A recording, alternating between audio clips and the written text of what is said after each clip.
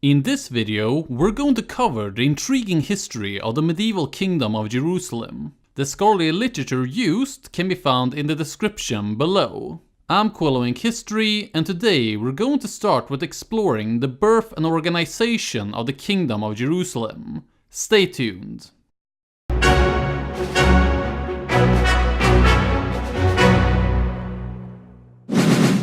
In 1095, Pope Urban II called for the First Crusade to support the Byzantine Christians in the east, as well as to reclaim the Holy Land in the Levant for Christendom.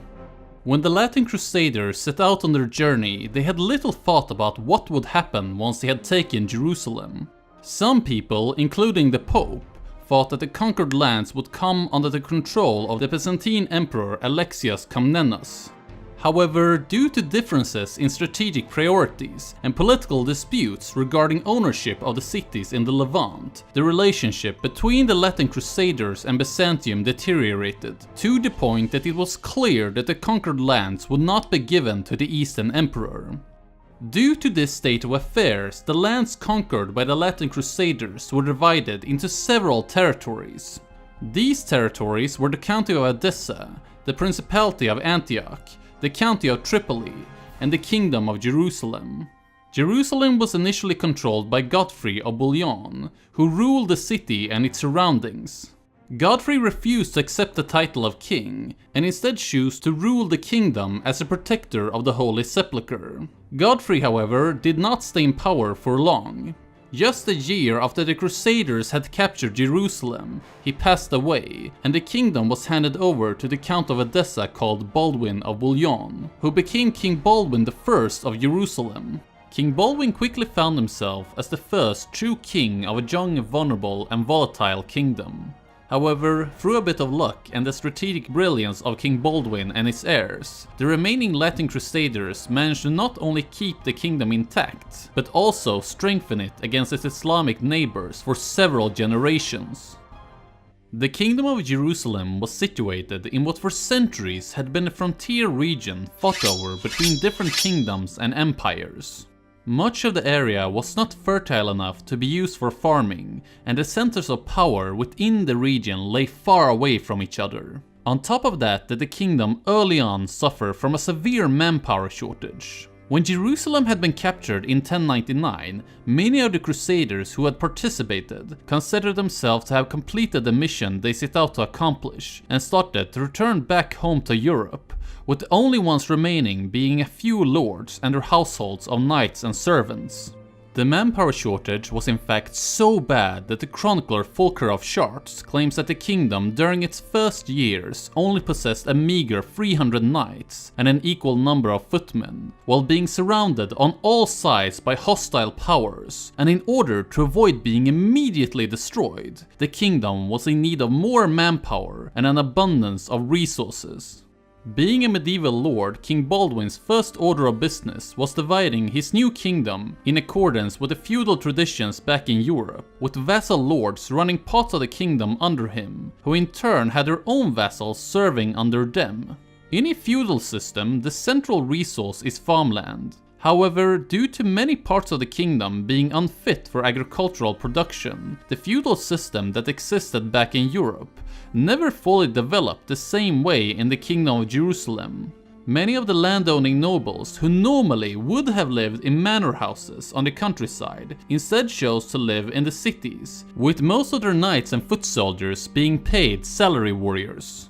Given the unfavorable geography of the region for agriculture, the kingdom early on had to rely on other sources of revenue, which at the beginning mainly consisted of wealth produced from King Baldwin's own estates back in Europe.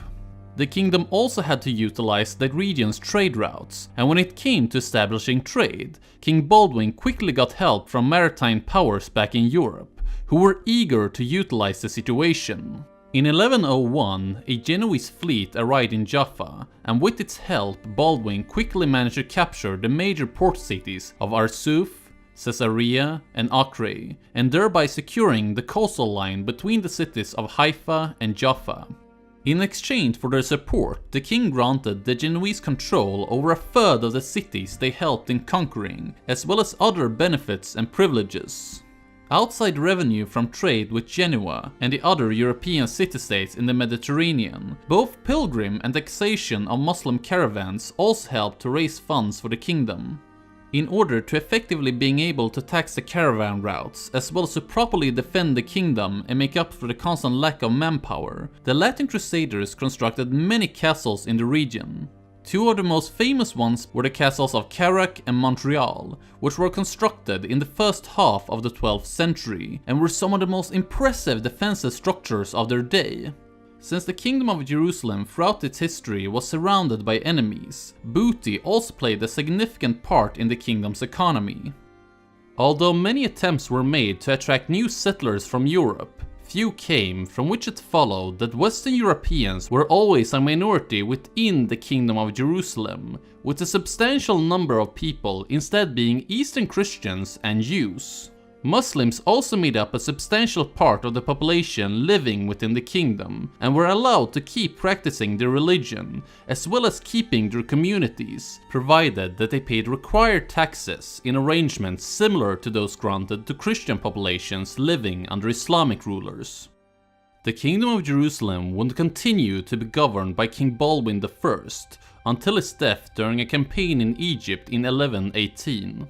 After having ruled Jerusalem for 18 years, Baldwin had transformed a tenuous arrangement into a solid feudal state with a stable monarchy, conquered the Palestinian coast, and built a strong frontier against the kingdom's Islamic neighbours.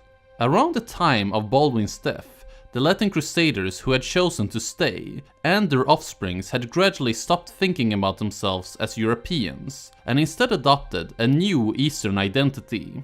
They no longer thought of themselves as Franks and Germans, but as Galileans and Palestinians, living as subjects of the Latin kings of the Holy Land. Today I hope you learned something new about the Kingdom of Jerusalem. In the next video, we will cover what happened to the Kingdom of Jerusalem under King Baldwin's successors.